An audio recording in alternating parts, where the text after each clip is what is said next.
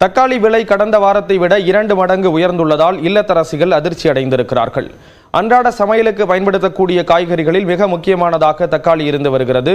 கோயம்புத்தூர் மாவட்டத்தை பொறுத்தவரை தொண்டாமுத்தூர், கிணத்துக்கடவு உள்ளிட்ட பகுதிகளில் தக்காளி விளைச்சல் அதிக அளவு காணப்படும் நிலையில் அங்கிருந்து வியாபாரிகள் தக்காளியை வாங்கி வந்து விற்பனை செய்து வருகின்றனர்.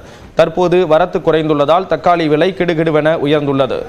டிகே மார்க்கெட்டில் கடந்த வாரம் 30 ரூபாய்க்கு விற்கப்பட்டு வந்த 1 கிலோ தக்காளி விலை தற்போது 70 ரூபாயாக உயர்ந்துள்ளது.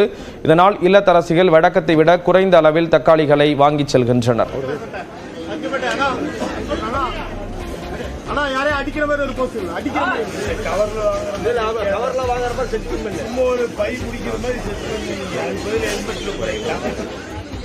போன வாரம் 40 ரூபா கிலோ இருந்துச்சு, இந்த தடவை 70 ரூபாங்கிறாங்க.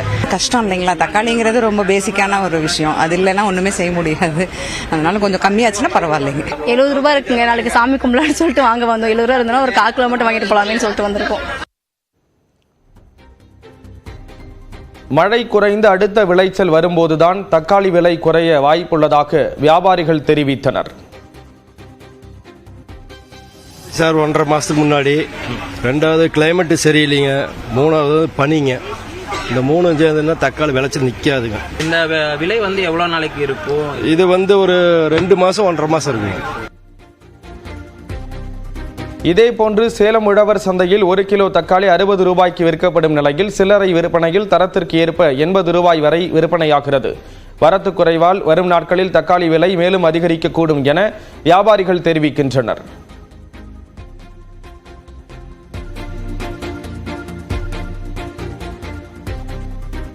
போன வாரம் தக்காளி 40 ரூபாய்க்கு விற்றுச்சிங்க. இப்போ 2 நாளைக்கு முன்னே 60 ரூபான்னாங்க, இன்றைக்கி 80 ரூபா. இன்னும் கேட்டாக்கா வரவு கம்மியாக இருக்குதுங்கிறாங்க. இன்னும் ஒரு நாளையில் இன்னும் விலை சேர்ந்து போகுங்கிறாங்க. இந்த மாதிரி விலை டெய்லியும் 10 ரூபா 20 ரூபா சேர்ந்து போயிட்டு தாங்க நாங்கள் கீழ்த்தர மக்கள், நடுத்தர மக்கள்லாம் இருக்கிறோம். இதை வாங்கி நாங்கள் எப்படி பயன்படுத்த முடியும்? சென்னையில் 1 கிலோ தக்காளி விலை 100 ரூபாயை நெருங்கியுள்ளது. கோயம்பேடு காய்கறி சந்தைக்கு நாள் ஒன்றுக்கு 1200 டன் தக்காளி வந்து கொண்டிருந்த நிலையில் தற்போது 800 டன்னாக குறைந்துள்ளது. இதனால் தக்காளி விலை 2 மடங்கு உயர்ந்துள்ளது. கடந்த வாரம் 1 கிலோ தக்காளி 35 ரூபாய் வரை விற்பனையான நிலையில் இன்று 75 ரூபாய் வரை விற்பனையாகிறது. கடந்த வாரம் சில்லறை விற்பனையில் 1 கிலோ தக்காளி 50 வரை விற்பனையான நிலையில் இன்று 95 ரூபாய் வரை விற்பனையாகிறது.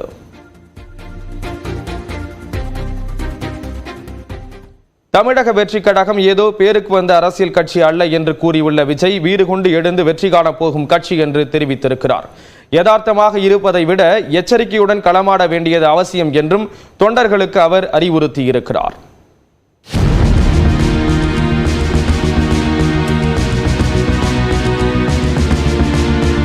தமிழக வெற்றி கழகத்தின் அரசியல் மாநாட்டை ஒட்டி தொண்டர்களுக்கு அக்கட்சி தலைவர் விஜய் முதல் முறையாக கடிதம் எழுதியுள்ளார். அதில் தமிழ்நாட்டு மக்களுக்கான அடிப்படை தேவைகளை நிரந்தரமாக பூர்த்தி செய்ய வேண்டும் என்று கூறியுள்ளார். அதனை அரசியல் ரீதியாக சட்டப்பூர்வமாக உறுதியாக நிறைவேற்றி காட்ட வேண்டும் என்றும், இதுதான் தனது நெஞ்சில் நீண்ட காலமாக அணையாமல் கொழுந்துவிட்டு எரிந்து கொண்டே இருக்கும் ஒரு லட்சிய கனல் என்றும் கூறியுள்ளார்.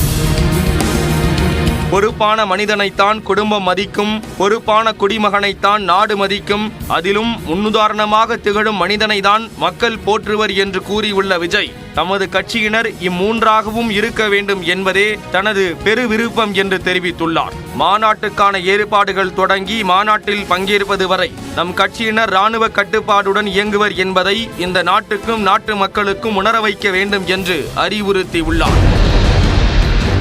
தமிழக வெற்றி கழகம் மற்ற அரசியல் கட்சிகளைப் போல் சாதாரண இயக்கமல்ல என்றும், இது ஆற்றல் மிக்க பெரும்படை, இளஞ்சிங்க படை, சிங்க பெண்கள் படை, குடும்பங்கள் இணைந்த கூட்டு பெரும்படை என்றும் கூறியுள்ளார். எனவே நம்மிடம் குதூகலம் இருக்கலாம், ஆனால் படையணியினர் ஓரிடத்தில் கூடினால் அந்த இடம் கட்டுப்பாடு மிக்கதாக மட்டுமல்லாமல் பக்குவம் நிறைந்ததாகவும் இருக்கும் என்பதை நாம் நிரூபித்து காட்ட வேண்டும் என்றும் கேட்டுக்கொண்டுள்ளார்.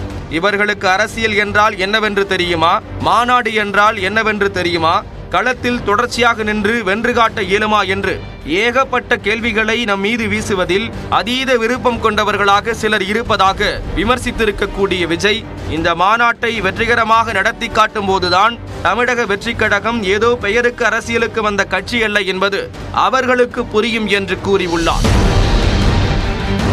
வீறு கொண்டு அரசியல் களத்தில் வெற்றி காண போகின்ற கட்சி என்பதை நம்ம எடை போடுவோரும் இனிமேல் புரிந்து கொள்வார்கள் என்றும் கூறியுள்ளார்.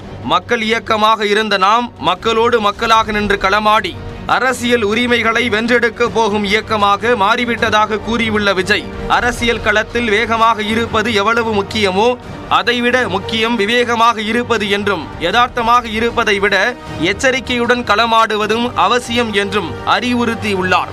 இவற்றை உள்வாங்கி மாநாட்டு பணிகளை தொடர்ந்து செய்யுமாறு விஜய் கேட்டுக் கொண்டுள்ளார். மாநாட்டு பணிகளுக்கான குழுக்களின் பொறுப்பாளர்கள், அது சார்ந்த சட்டமன்ற தொகுதி பொறுப்பாளர்களும் விரைவில் அறிவிக்கப்பட உள்ளதாக தெரிவித்துள்ளார். மேலும் வி சாலை எனும் வெற்றி சாலையில் விரைவில் சந்திப்போம் என்றும் தொண்டர்களுக்கு எழுதியுள்ள கடிதத்தில் விஜய் குறிப்பிட்டுள்ளார்.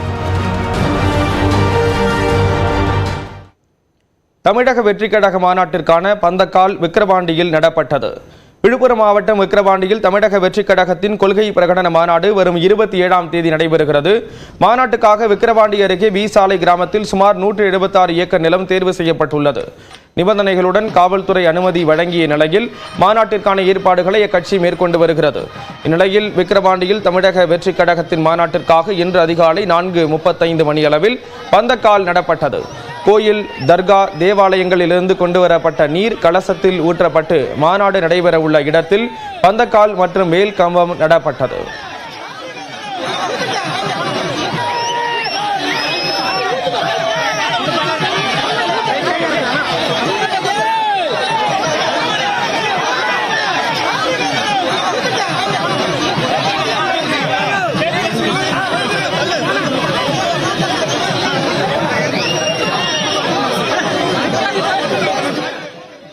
அக்கட்சியின் பொதுச் செயலாளர் ஆனந்த் தலைமையில் நடைபெற்ற இந்த நிகழ்ச்சியில் தமிழ்நாடு, கேரளா, கர்நாடகா, ஆந்திரா ஆகிய மாநிலங்களிலிருந்து சுமார் 2000 நிர்வாகிகள் கலந்து கொண்டனர். பந்தக்கால் அமைப்பதற்கான பூமி பூஜை நிறைவடைந்ததை தொடர்ந்து மாநாட்டு திடலில் மேடை அமைப்பது, நிலத்தை சரி செய்வது உள்ளிட்ட பணிகள் நடைபெற உள்ளன. மாநாடு நடைபெறும் நிலங்களில் இருக்கும் கிணறுகளை சுற்றி தடுப்புகள் அமைக்கப்பட உள்ளன. நாங்கள் நேற்றுக்கே வந்தது எங்களுக்கு ரொம்ப சந்தோஷமான ஒரு நாளுங்கிறதுனால நாங்கள் முந்தின நாளே வந்த போது கூட நாங்கள் மாநாட்டு திடலுக்கு சரியான நேரத்துக்கு கூட எங்களால் உள்ள நுழைய முடியலங்கிற அளவுக்கு கூட்டம் இருக்குது. அது எங்களுக்கு ரொம்ப பிரமிப்பாகவே இருக்குது. இப்போவுமே இந்த அளவுக்கு கூட்டங்கும் போது தளபதி வருகை தர அந்த நாள் மிக பிரம்மாண்டமாக, மிக எழுச்சியாக இருக்கும்னு நாங்கள் நினைக்கிறோம்.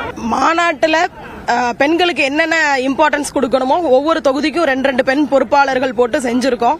அது டாய்லெட் வசதி ஆகட்டும், மெடிசின் ஆகட்டும், உணவாகட்டும் எல்லாமே செஞ்சு கொடுத்துருக்கோம். செய்ததுக்கு உண்டான ஏற்பாடுகளும் பண்ணிட்டு இருக்கிறோம். தங்குற வசதி எல்லாமே பண்ணிட்டு இருக்கோம்.